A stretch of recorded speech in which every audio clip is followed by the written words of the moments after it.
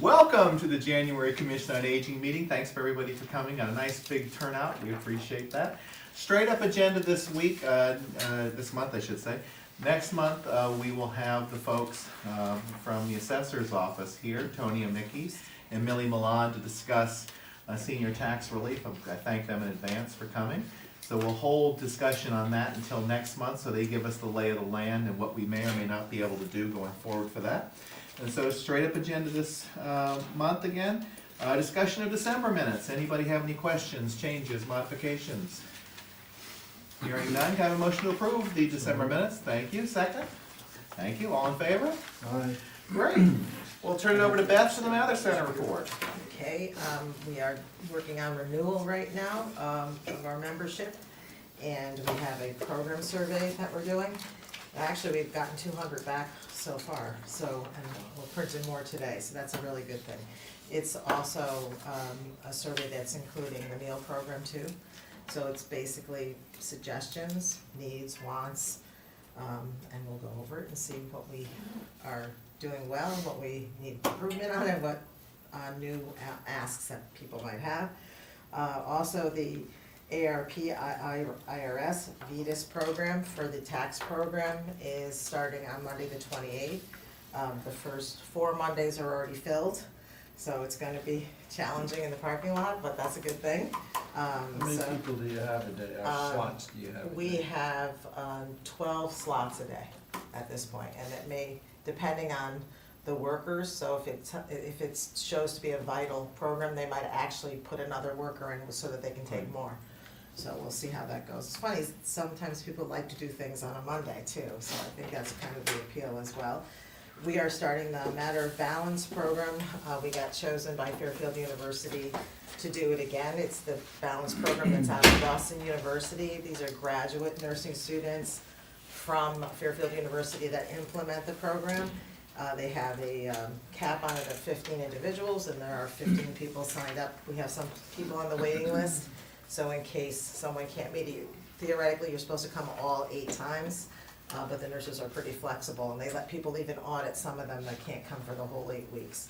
So we're very fortunate that they asked to come back to us again. We're getting ready for all of our events coming up. We're already programming into the late spring. So we have a program that probably Gina will mention at Home in Darien in April that we're going to be presenting.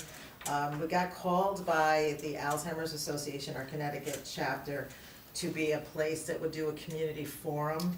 So though it's going to end up in the February newsletter, we just booked it. It's Thursday, February 28th from 6 to 8 o'clock at night. And what they do when they do these community forums, yes, they do an overview of what they do as a chapter, and they do some education piece on what Alzheimer's disease is and what it isn't.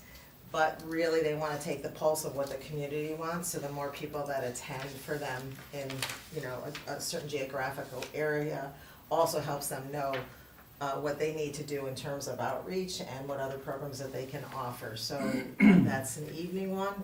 We're going to try to do a few of those over the course of this next year. This is our 5th year in the Mather Center. Officially, it would be June 2019. That was our 5th year. So we're trying to actually be prepared for that in a celebratory way by highlighting other programs. Like this year, we're going to do bingo extravaganza again, by popular demand, limited to 100 folks. So we have several entertainments. We have a drumming circle thing that we're going to do, an art therapy thing, some things that we haven't done before, in order to kind of celebrate going into our 5th year. So we did just do our quarterly report, which we're going to be reporting soon, I think next week, right? And we are 1,068 Darien residents that are actively using the center, and 663 non-residents, people in the area. So the census from 5 years ago, which was 663 total, is pretty much gone way up, and we're doing well. So that's it for me. Well, as predicted, if you build it, they will come. Exactly, That's right. exactly. The building is an employee. That's right. The building is somebody that's, something that has actually cultivated folks feeling welcomed and wanting to come in. And that's the other thing, the only last thing I will say, the informal use at the center has really gone up. And by that I mean people coming in to play bridge, play mahjong, play Scrabble, play chess, just shoot the breeze, meet for coffee. That is really a good sign. That's what makes it more of a community environment. So even the Old Town Hall residents, when they're coming once a month, which I'm actually kind of surprised that so many of them are coming. Yeah, consistently. It speaks of community. So as much as people attending activities and programming and special events and all that speak to them having some cohesiveness and being a core place for a site, the fact that it's utilized now so much by people just coming in to use it informally is really great, so. And kudos to you guys as well, because you planned for that. You know, it's, one of the goals was, when we created the Mather Center, was to have lots of informal activities so people would feel it's a community center as opposed to simply a place to take classes. And that was our pitch even with the other, other departments, is one of the reasons why I wanted to keep it open and exclusive is so we always have those rooms. Right. Because now we are, which is a good problem to have, having to shift around, so people who wanna use that informal space, especially if they wanna have coffee and donuts, because we don't allow anything on the rugs. There's only certain rooms, right, Jen, that you can use for that, so, but that's really, really a nice thing to see. It's great to see that people aren't leaving until 3 o'clock too,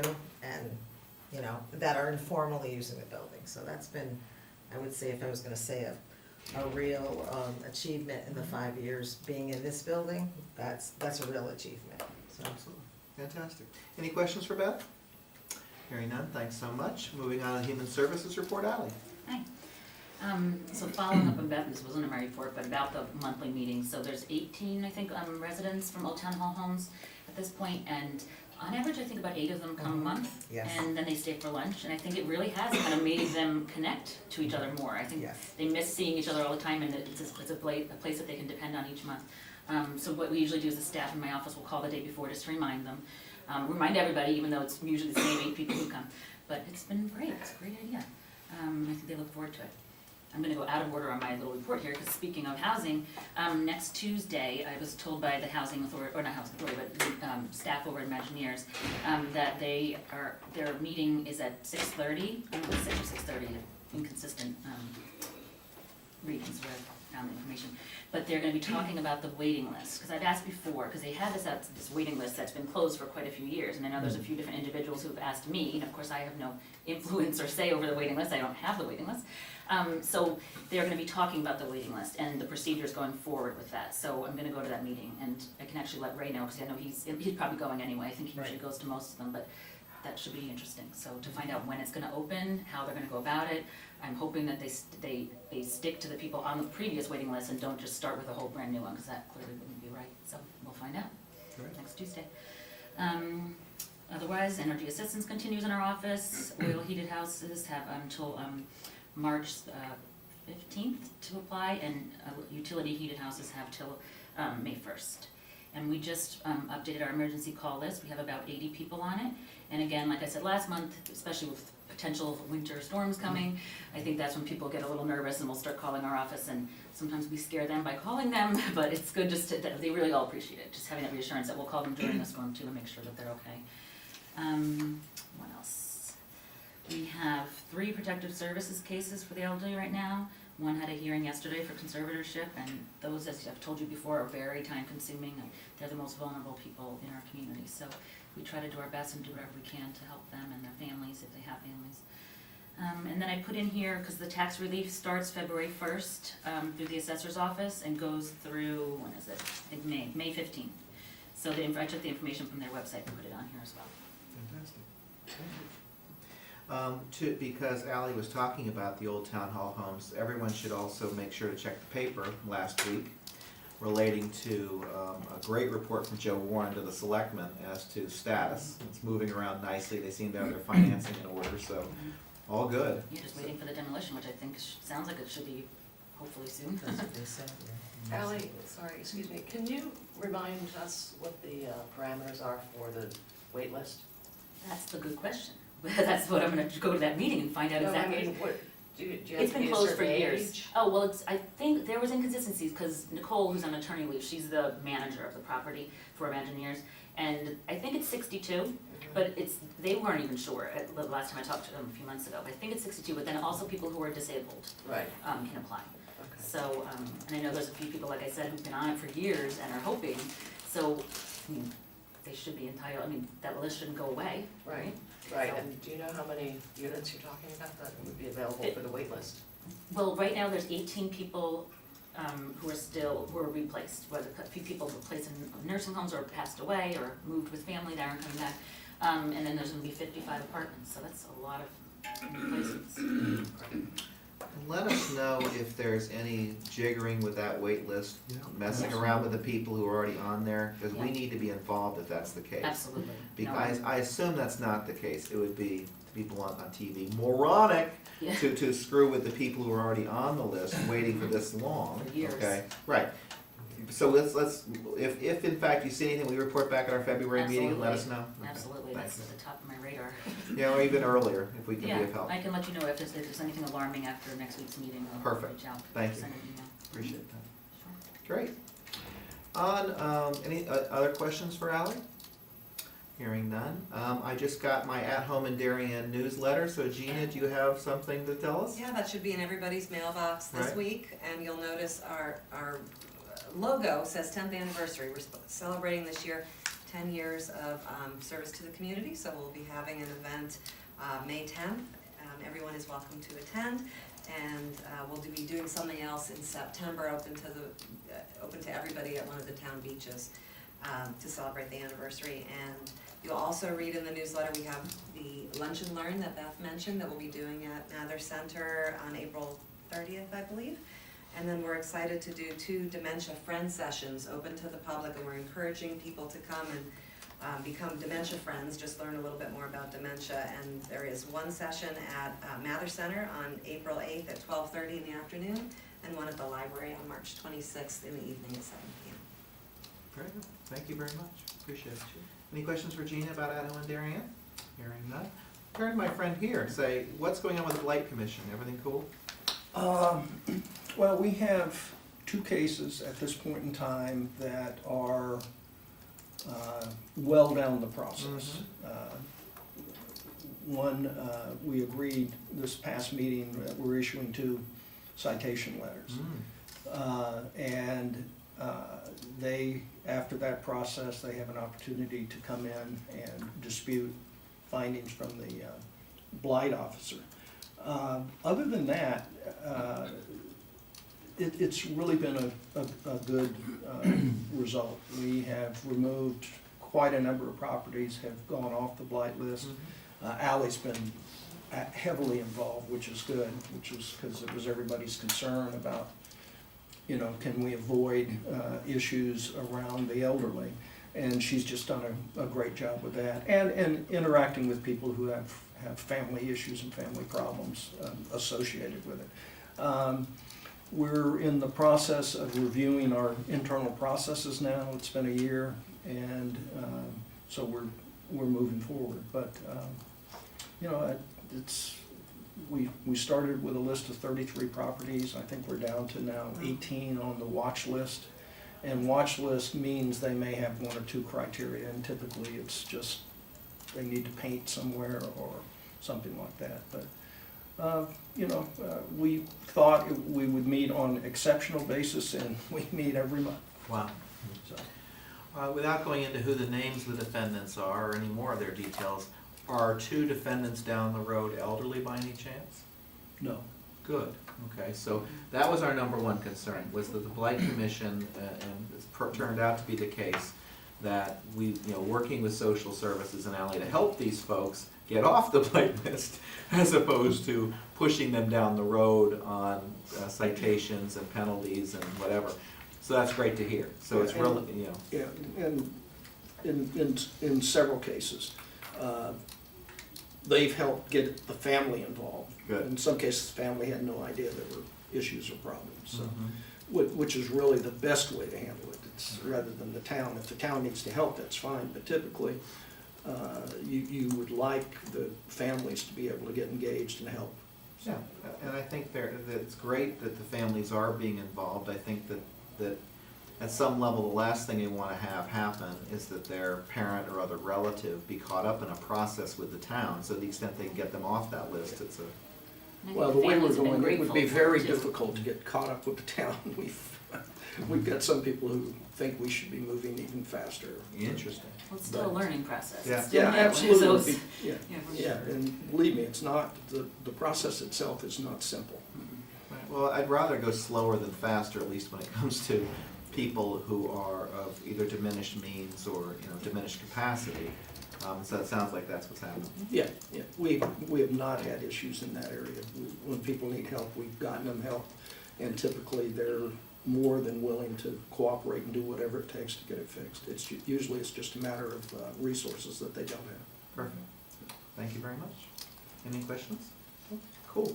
I had breakfast this morning with Jerry's son, David, to check on, see how his project's moving forward on Corbin Drive as well. Everything seems to be going great, and, of course, he's also developing housing, which we wrote a letter to about several months ago. And so hopefully that project continues to move forward, and we get some housing for folks with special needs and/or seniors as part of it, so it'll be great. Great. Perfect, cool. Any other old business? Go for it. What's up, Peter? Let me update you on the legislature and some AARP activities. I went to my first inaugural ever. I went up to Hartford to celebrate William Tong's appointment as Attorney General. And I was really, I don't know if any of you have ever gone to one of these, I was really impressed by the spirit, at least, of wanting to work together. We don't see that all that often, but we saw it there. We really did see it there, and that was a good thing. The legislature is moving very quickly this year. The hearings, and they're going to have their request for bills in by, believe it or not, January the 18th. I want to point out a few things. I'm meeting with all four of our town's representatives, our two congressmen, our two senators in the next 2 weeks to talk to them about senior issues. And again, I would encourage all of you to do that. Joe, I saw yesterday that Matt Blumenthal, who's a newbie, first-time appointment, has been appointed to the Judiciary Committee. That's great. I think he's a young man appointed to the Judiciary Committee. I mean, William Tong helped seniors very much. I think it'd be great, for example, for you to meet with him and talk to him about senior issues from a legal matter and what we need going forward. When I meet with him, I'm going to talk to him about that as well. The four things really on the plate, it looks like, important to seniors, is again the Family Medical Leave Act. It looks like that's going to be pushed through. Certainly the Connecticut Retirement Security Program, which has all been approved, and it's just awaiting implementation. So we're going to push more, and AARP is going to help on getting that implemented. And then a couple of bills I see already crystallizing. One is in telecommunications. And that could be an issue, because again, when we're dealing with telecommunications and the internet and moving forward, there tends to be, we've got to move into the 21st century more aggressively. But what happens to things like landlines, for example? So again, there are some points of contention that can come up that we need to be aware of. And the other thing, of course, is the utility regulation, which again is going forward. And again, we are still, I think, among the top 4 states in the country for how much utilities bills we have to pay. Yesterday, I saw, for example, that our Secretary of State, Denise Merrill, is asking for early voting. And a couple of things jumped out when I looked at that announcement. We're one of 12 states without any early voting at the moment. We're only one of 4 states in the United States where our Constitution bans early voting. Imagine that. We ban early voting, constitutional. And there's a push to get that changed. Nora Duncan, in testifying, said voter turnout nationally was 71% of voters 65 years and older in 2016. We voted, okay? And compared to 46% of those who were 30 and younger. And of course, seniors do need some, maybe some extra time in getting to the polls, some ability to do it by mail or to do it in advance. So there's going to be a push on this year, and again, I think that's important. It was on the ballot, I think, in 2010, and it was defeated, okay? And yes, and it was defeated because it was said that there wasn't enough clarity on what it was, the practice was. So again, so here again, something to, so keep your ears open, keep your eyes open, talk to folks and say, hey, this is important, I think we should do this, okay? Peter, just to comment on that, I think also, because there is a potential that it won't pass, I think understanding the current absentee ballot rules, that if you're not willing to go full force with changing the state constitution in order to allow you to do this, there are things around absentee ballot, like for instance, you shouldn't have to give an excuse why you need an absentee ballot. You want an absentee ballot because you can't go to the poll, period. That's it. So I hope there is some practical look at maybe modifying some of the absentee ballot rules fit right in with the kind of changes. And I think in that case, it might be more palatable to people because it's not just this revolutionary thing and we're different. I also think people have no idea that we're a minority state as far as allowing early voting. Well, it's funny you should, I'm glad you brought that up, because in this news article, let me read you this paragraph. Connecticut gets high marks in national studies for its ease in registering to vote. It allows election day voter registration, online registration, and the opportunity for automatic registration at the Department of Motor Vehicles. But where it falls short is on the ease of actually voting. Yeah.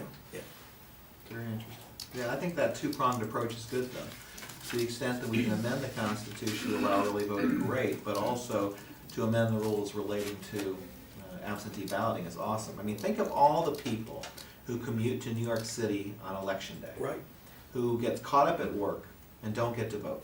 We saw him walk away from here, Joe. Yeah. We saw, I worked this polling place, and I saw, long lines and people saying, Right. I'll come back later, and you know what, they don't come back because they go to the office and they get tied up all day in the office and they forget, or they're too tired, Right. or it's closed. I mean, it's nuts. I mean, if anything, it would be amazing to be able to pass out absentee ballots to people at the train station on election day to get them in. So, I mean, something, because it just doesn't seem fair that so many commuters don't vote. And I think in part it's because of the difficulty of voting at either between, 7 a.m. and whatever, and 7 p.m. when they finally get home. So you're losing a whole bunch of voters in Fairfield County just because of the fact that it's nearly impossible for them to vote if there are long lines at the times that they show up in the morning or late in the afternoon or evening. Good stuff.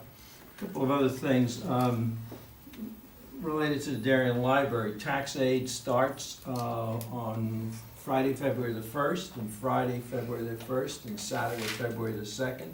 And for 14 Fridays and Saturdays, there's going to be ability to go there for taxes. It's open for anybody, not just for seniors. It's open for the wealthy, it's open for the poor, it's open for the young. It's just, if you have a simple tax return and you want some experts to give you a free look, the library does this. Last year, we had close to 900 people come in those sessions. And so again, we'd encourage that. For more information, www.darienlibrary.org. And the other thing is, I was talking to the folks at the library the other day, and I said, what's going on for seniors? And they said, there's something you can mention. So, this is, I think, a lot of fun. There's going to be 2 typing workshops at the Darien Library. Come and learn the fundamentals of touch typing and improve your typing speed. At the completion of this 2-hour class, you will learn how to input text into a computer, learn to type the proper way using the correct hand position and posture to use when typing on a traditional QWERTY keyboard. So they're going to do that twice because they said that they have found in watching the folks using the library that typing is a key, which I think is really fun. I use accordion, but I cannot figure out how to use accordion on my phone. I don't know about you, but maybe there are some of you that's skilled, Fingers but are I okay. can't. Well, the best class, oh, I shouldn't admit this on TV. Best class I ever took in high school was typing. I mean, I use that almost as much as anything else, and if you can type 40 correct words a minute, boy, you can bang things out. And if I see people like this, and boy, it slows everything down. So folks who take that QWERTY class, I think it's brilliant. It's a great offering. But all of this goes to what Beth was saying and what Gina's saying. I mean, and in our town, seniors want to be involved in the community, and so the more we can make them involved in whatever we do, the Arts Center here at the Mather Center, the library, we know that there's an enrichment, and those seniors give us things back too. Big time. Absolutely, especially just volunteering at the polls. Right. I mean, when you see at the polls, I mean, the average age has got to be 60 of the poll workers. It's older than that, probably. There you go. Yeah. Cool. Other old business. New business. Hearing none, may I have a motion to adjourn? Thank you, Ron. Second, thank you. All in favor? Thanks, everybody. See you in February.